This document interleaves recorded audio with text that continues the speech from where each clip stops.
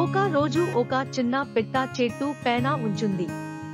ప్రతి రోజులు అది ఎర్లీ మార్నింగ్ లేచి చిప్ చిప్ అని పాడేది. ఆ పిట్ట చాలా సంతోషంగా ఉంటుంది. ఒక రోజు పిట్ట ఒక గదిలో ఉన్న గడియారం చూసింది. గడియారం బాగా షైనీ జియే ఉంది, టిక్ టిక్ అని సౌండ్ చేస్తుంది. పిట్ట ఆలోచించింది, నేను కూడా ఈ గడియారంలా నీట్ జియే శబ్దం చేస్తూ మంచి కాలం చెప్పగలనా? పిట్ట ఎవ్రీడే గడియారం ని చూస్తూ ఉంటుంది. కానీ గదిలో పడిపోయి ఫ్లై చేయాలేం అని భయపడింది. ఒక రోజు వైన్ డోర్ ఓపెన్ చేసింది. పిట్ట లోపలికి వెళ్ళింది.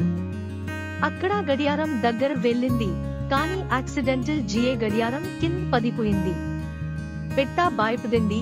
ఓ నో, నేను చేసింది తప్పు. ఓనర్ వచ్చి గడియారం ని చూసి జెంటిల్ జియే పిట్ట ని తీసుకుని బయట విదిపించడు.